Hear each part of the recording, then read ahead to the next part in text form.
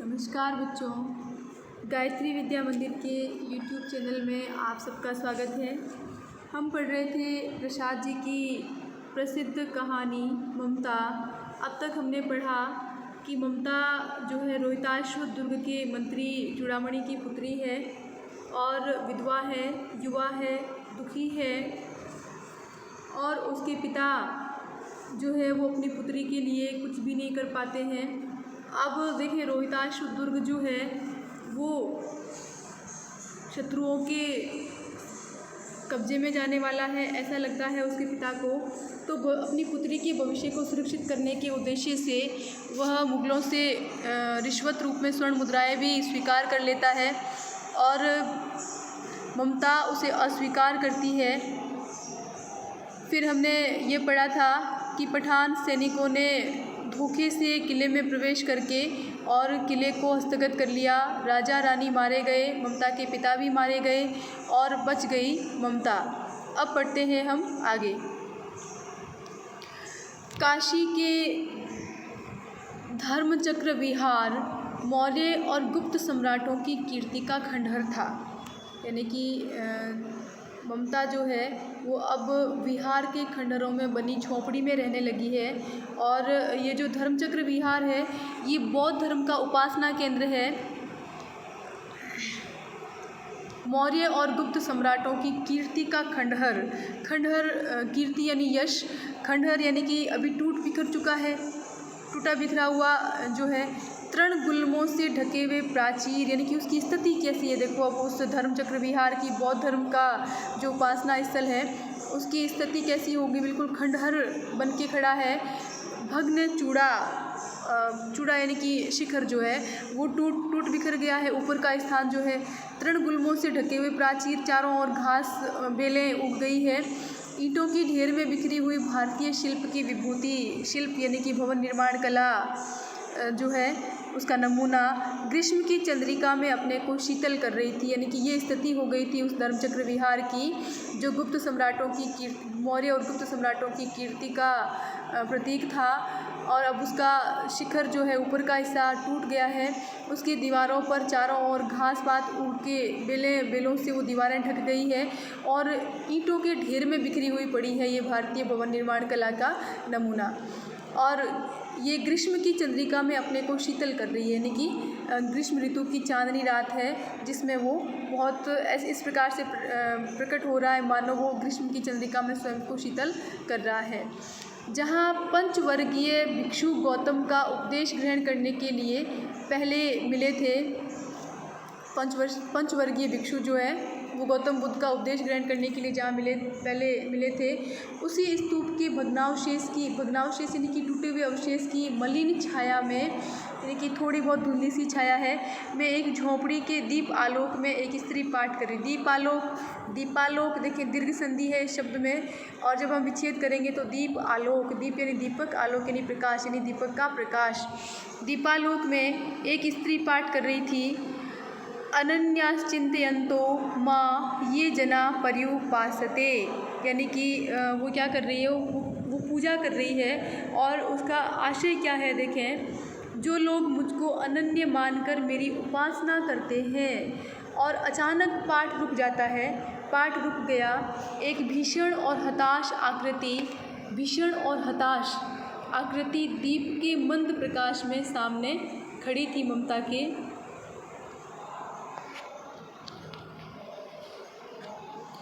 स्त्री उठी, जब उसने देखा उसके सामने कोई खड़ा है तो स्त्री उठी। स्त्री कौन है? ये ममता है जो कहाँ रह रही है, विहार के खंडहरों में बनी हुई झोंपड़ी में रह रही है।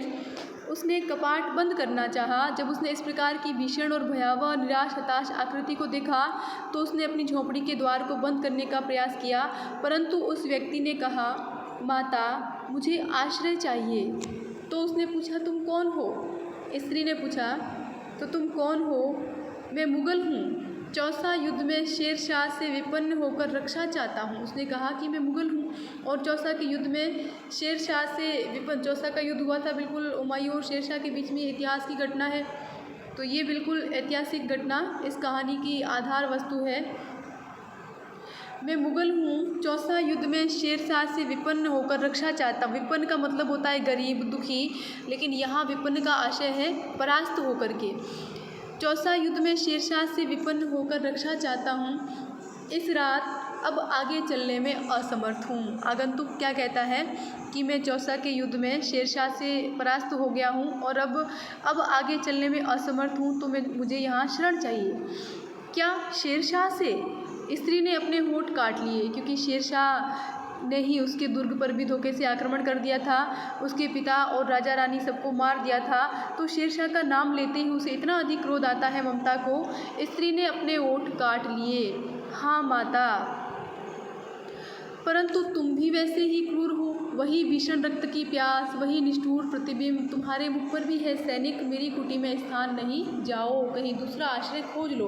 उसे उसकी ऐसी स्थिति देखकर उसको अपने पिताजी की याद हो आती है। शेरशाह ने किस प्रकार धोखे से उसके पिताजी को मार दिया था, उसको बहुत अधिक क्रोध आता है। फिर हुमायूं में भी वो वही छवि देखती है जो शेरशाह में दिखती थी। उसे बहुत अधिक क्रोध आता है और वो कहती है कि मेरी कुटी में तुम्हारे लिए कोई स्थान नहीं है, क्योंकि तुम भी उसी की तरह क्या हो, निष्ठुर हो।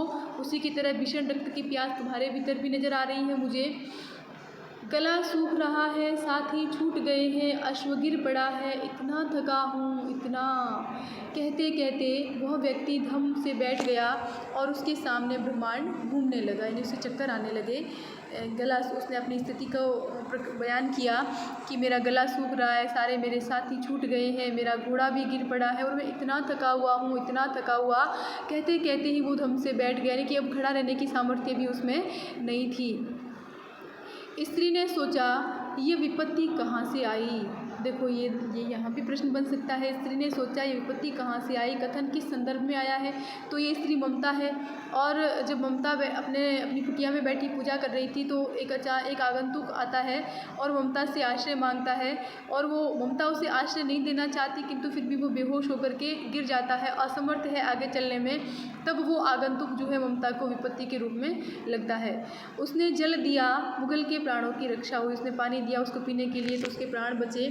वह सोचने लगी, ये सब विधर्मी दया के पात्र नहीं, मेरे पिता का वध करने वाले आतताई। उस घृणा से उसका मन विरक्त हो गया। क्या कहती ममता, ये सब विधर्मी यानी कि जो धर्म से विमुख है, यानी अपने स्वार्थ के लिए, अपने फ़ायदे के लिए धोखे से किसी के साथ कैसा भी अमानवीय व्यवहार ये कर सकते हैं, धोखा देने से नहीं चूकते हैं। तो इसलिए ममता ने इनको विधर्मी कहा है। ये सब विधर्मी दया के पात्र नहीं है, मेरे पिता का वध करने वाले। घृणा से उसका मन विरक्त हो गया। स्वस्थ होकर मुगल ने कहा, माता तो फिर मैं चला जाऊं? स्त्री विचार कर रही थी, मैं ब्राह्मणी हूँ, मुझे तो अपने धर्म, क्या ब्राह्मण का धर्म है, अतिथि देव की उपासना का पालन करना चाहिए। कथन किसने कहा? ममता ने। किससे कहा? हुमायूं से। कब कहा? जब वो उसके पास शरण मांगने आया और ममता उसे शरण देने से मना करती है, तो वो हुमायूं कहता है फिर मैं जाऊँ। तब ममता सोचती है कि मैं ब्राह्मणी हूँ, मुझे तो अपने धर्म अतिथि देव की उपासना का पालन करना चाहिए। यानी कि कह नहीं रही है किसी से भी, ये विचार कर रही है, स्वयं सोच रही है। परंतु यहाँ नहीं, ये सब विधर्मी दया के पात्र नहीं। ममता सोचती है कि ये सारे विधर्मी है, ये दया के योग्य नहीं है। परंतु ये दया तो नहीं, कर्तव्य करना है तब। तो फिर ममता सोचती है कि दया की बात जाने दो, जब मुझे अपना कर्तव्य पूरा करना है तब। मुगल अपनी तलवार टेक कर खड़ा हुआ। ममता ने कहा, क्या आश्चर्य कि तुम भी छल करो। ठहरो, ममता कहती है कि तुम लोगों को छल करना ही आता है, कोई हैरानी की बात नहीं अगर तुम भी छल कर दो तो। तब क्या कहता है हुमायूं, देखो, छल नहीं, तब नहीं स्त्री, जाता हूँ। तैमूर का वंशधर स्त्री से छल करेगा? जाता हूँ, भाग्य का खेल है। देखो क्या कहता है हुमायूं, यहाँ प्रश्न बनता है, बिल्कुल आप लिखें प्रश्न। तैमूर का वंशधर स्त्री से छल करेगा, जाता हूँ, भाग्य का खेल है। हुमायूं के कथन से उसकी किस विशेषता का पता चलता है? देखो ये प्रश्न लिखें आप, और देखो किस प्रकार आप क्या लिखेंगे उत्तर, कि हुमायूं को ममता का अपने ऊपर छल की शंका करना अच्छा नहीं लगता। उसे तैमूर के वंश में जन्म लेने पर गर्व है। वह एक स्त्री से छल नहीं कर सकता, वह एक स्वाभिमानी व्यक्ति है।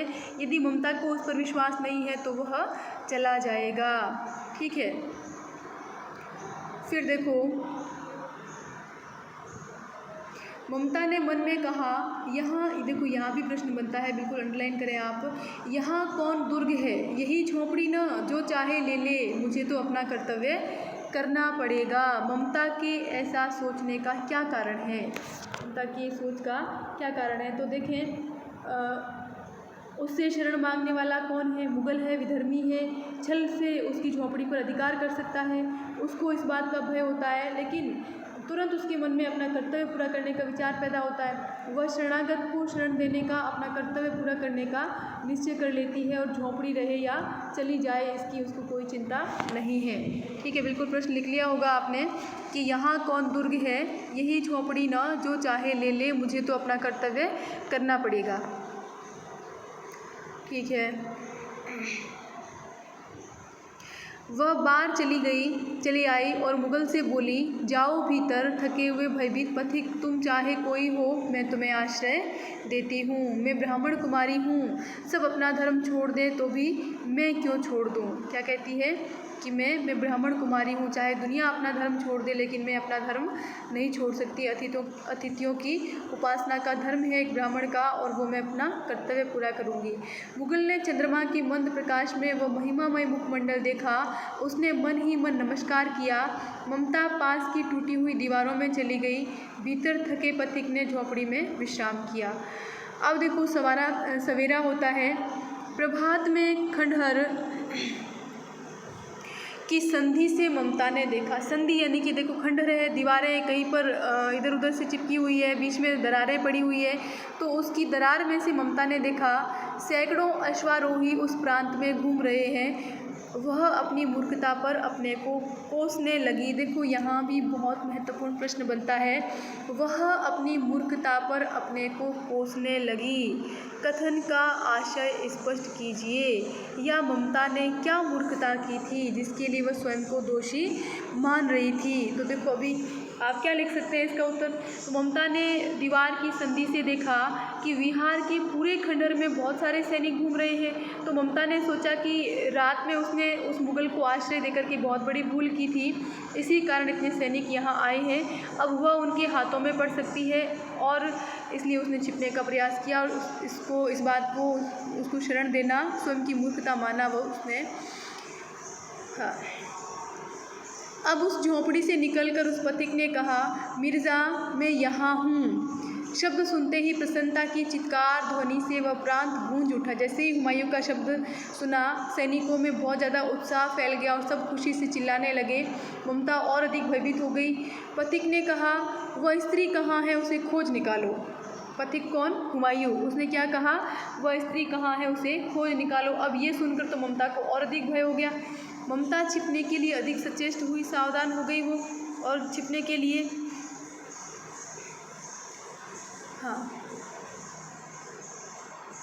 वह मृगदाव में चली गई थी। वो गहरी गुफा के भीतर चली गई थी। दिन भर उसमें से न निकली। संध्या में जब उन लोगों के जाने का उपक्रम हुआ, यानी तैयारी हुई उन लोगों के जाने की, तब उसने क्या किया?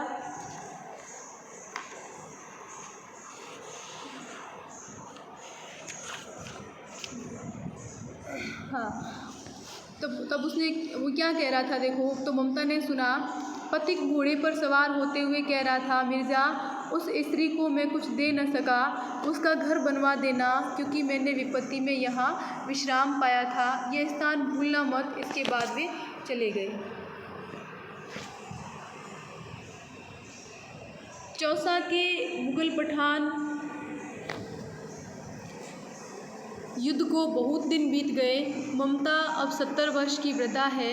वह अपनी झोंपड़ी में एक दिन पड़ी थी। शीतकाल का प्रभात था। उसका जीर्ण कंकाल खांसी से गूंज रहा था। ममता की सेवा के लिए गांव की 2-3 स्त्रियां उसे घेर कर बैठी थी, क्योंकि वह आजीवन सबके सुख दुख की संभागिनी रही थी। यानी कि उसका व्यवहार सबके प्रति बहुत अच्छा रहा ममता का। यही कारण है कि उसके अंतिम समय में गांव की सभी स्त्रियां उसके साथ हैं। ममता ने जल पीना चाहा। एक स्त्री ने सीपी से जल पिलाया। अचानक सहसा एक अश्वारोही उसी झोंपड़ी के द्वार पर दिखाई पड़ा। वह अपनी धुन में कहने लगा, क्या कहने लगा? मिर्ज़ा ने जो चित्र बनाकर दिया है वह तो इसी जगह का होना चाहिए। फिर अपने आप ही से मानो बात कर रहा है। वह बुढ़िया मर गई होगी, अब किससे पूछूं कि एक दिन शहंशाह हुमायूं किस छप्पर के नीचे बैठे थे। ये घटना भी तो 47 वर्ष से ऊपर की हुई है। अब देखो कहने का आशय ये है कि हुमायूं के जो वंशज है वो अब हुमायूं के उस अधूरे कार्य को पूरा करना चाहते हैं, तो क्या करते हैं, उस जगह को ढूंढने के लिए आते हैं और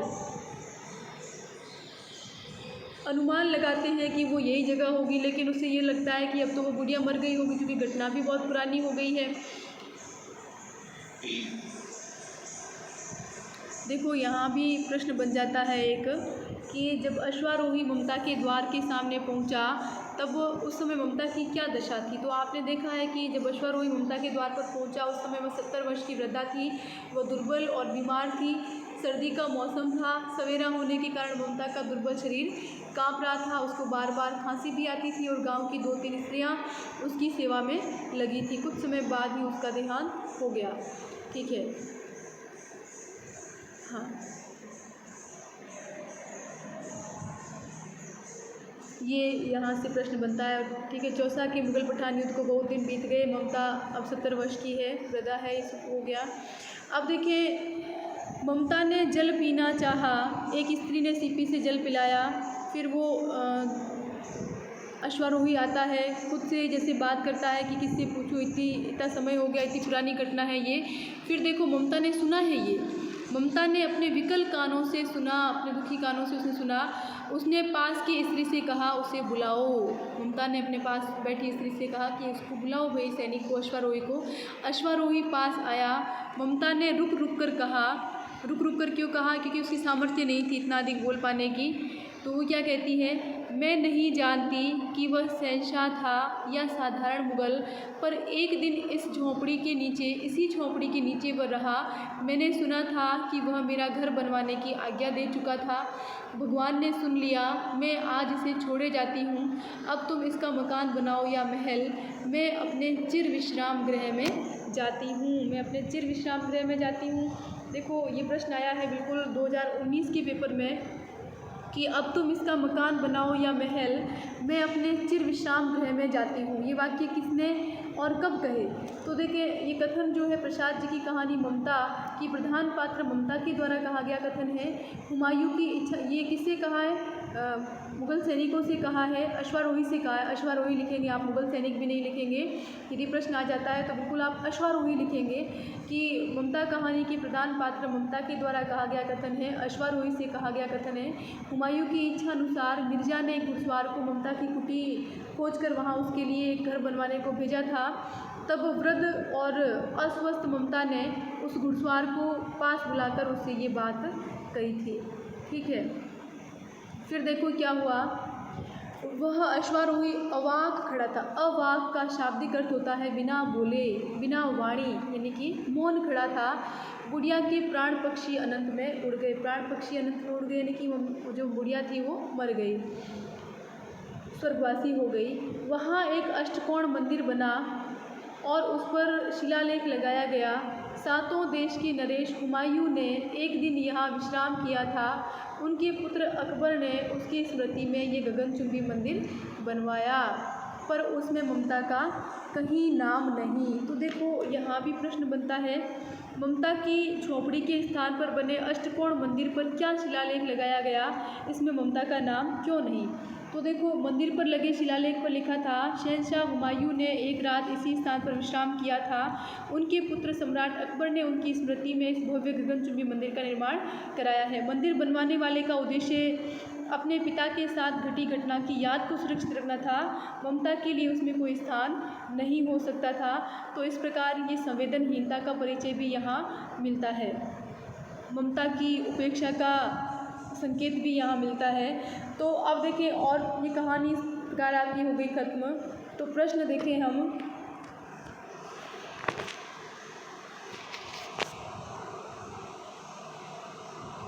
शेरशाह ने किस युद्ध में हुमायूं को पराजित किया था? चौसा के युद्ध में। किस बादशाह ने ममता की झोपड़ी के स्थान पर अष्टकोण मंदिर बनवाया? हुमायूं पुत्र अकबर ने। किसने कहा, हे भगवान, तब के लिए विपद के लिए इतना आयोजन? ममता ने कहा अपने पिता चूड़ामणि से। ठीक है, ममता ने स्वर्ण मुद्राओं का उपहार लेने से मना क्यों कर दिया? हुमायूं कब और क्यों ममता की झोपड़ी में आश्रय के लिए आया था? इस कहानी में भारतीय संस्कृति के किन किन मूल्यों को उभारा गया है? तो देखें, इस कहानी में भारतीय संस्कृति के किन किन मूल्यों को उभारा गया है, तो ये प्रश्न जो है महत्वपूर्ण है। बिल्कुल आपको करने तो है ही पाठ के सारे प्रश्न, लेकिन देखिए इस प्रश्न की हम बात करते हैं तो भारतीय संस्कृति में संतोष, त्याग, अतिथि सत्कार, दूसरों की सेवा सहायता करना, दीन दुखियों पर दया दिखाना, ये सारे मनुष्य के गुण बताए गए हैं। और ये सारे गुण कहाँ मिलते हैं? ममता के चरित्र में। तो ममता के चरित्र में ये सभी गुण हैं, तो इस कहानी में इनको उभारा गया है। शेरशाह ने किस प्रकार रोहतास दुर्ग पर कब्जा किया? हम पढ़ के आए, बिल्कुल धोखे से महिलाओं का वेश धारण करके बहुत सारे पठान सैनिक धोखे से दुर्ग में प्रविष्ट हो जाते हैं और इस प्रकार राजा रानी को मार करके और दुर्ग पर कब्जा कर लेते हैं। ममता के माध्यम से भारतीय नारी के त्याग एवं आदर्शों पर एक लेख लिखिए। मुगलकालीन भारतीय नारी की स्थिति का वर्णन कीजिए तथा आज की स्थिति में आए सुधार पर प्रकाश डालिए। ये दूसरा प्रश्न तो छोड़ दें आप, लेकिन पहला प्रश्न बिल्कुल आपको करना है। और प्रश्न लिखें आप। ममता के चरित्र की विशेषताएं, कोई दो विशेषताएं लिखिए। तो देखो, ममता इस कहानी की प्रधान पात्र है, नायिका है। कहानी का घटनाक्रम जो है उसी के आसपास घूमता है। वैधव्य की पीड़ा उसको सता रही है, वह त्यागी है, संतोषी है, भविष्य की आवश्यकता के लिए संग्रह में विश्वास नहीं करती है, परोपकारी है, अतिथि सत्कार वाली है। ठीक है, तो यदि बड़ा प्रश्न आता है 3-4 नंबर का, तो आप 3-4 बिंदु बना करके लिखें, फिर उनका वर्णन भी करें। और यदि 2 नंबर का प्रश्न आता है तो बिल्कुल आप 2 पंक्तियों में उत्तर दे सकते हैं या 2 बिंदु बना करके उत्तर दें तो और भी अच्छी बात है। फिर देखो, हुमायूं के चरित्र की विशेषताएं भी पूछी जा सकती है। देखो, हुमायूं के चरित्र की भी विशेषताएं प्रकट हो रही है कि उसने कहा कि तैमूर का वंशधर स्त्री से छल करेगा। देखो, एक स्वाभिमानी योद्धा है।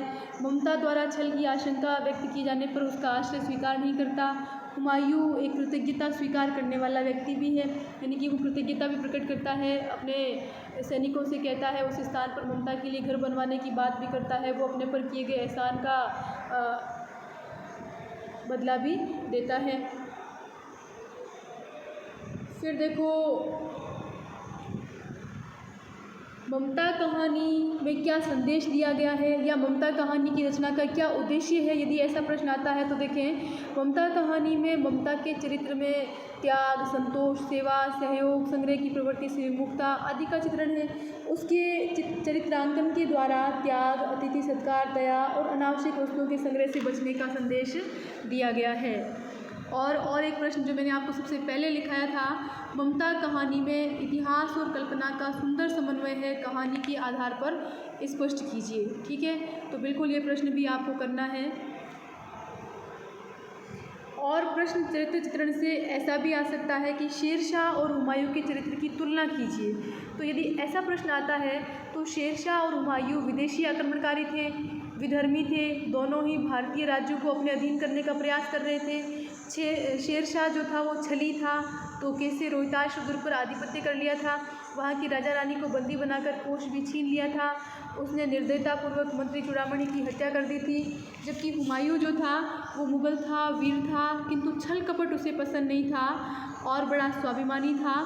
ठीक है, इस तरह शेरशाह और हुमायूं दोनों का उद्देश्य भारत पर अधिकार करके उसके धन को लूटना था। ठीक है, तो ये थे आपके ममता कहानी से अतिरिक्त महत्वपूर्ण प्रश्न। बिल्कुल आपको बड़ी रुचि के साथ सुंदर लिखावट में आपको अपनी कॉपी में करने हैं ताकि परीक्षा देते समय आपको आनंद आए। ठीक है, अच्छे से समझ में आ जाएंगे, अच्छे से याद रह जाएंगे, फिर ये प्रश्न बड़ी आसानी से आप कॉपी में कर पाएंगे परीक्षा में। ठीक है, ये कहानी ममता समाप्त होती है। आगे पढ़ेंगे अगले वीडियो में हम नेक्स्ट पार्ट। तब तक के लिए धन्यवाद।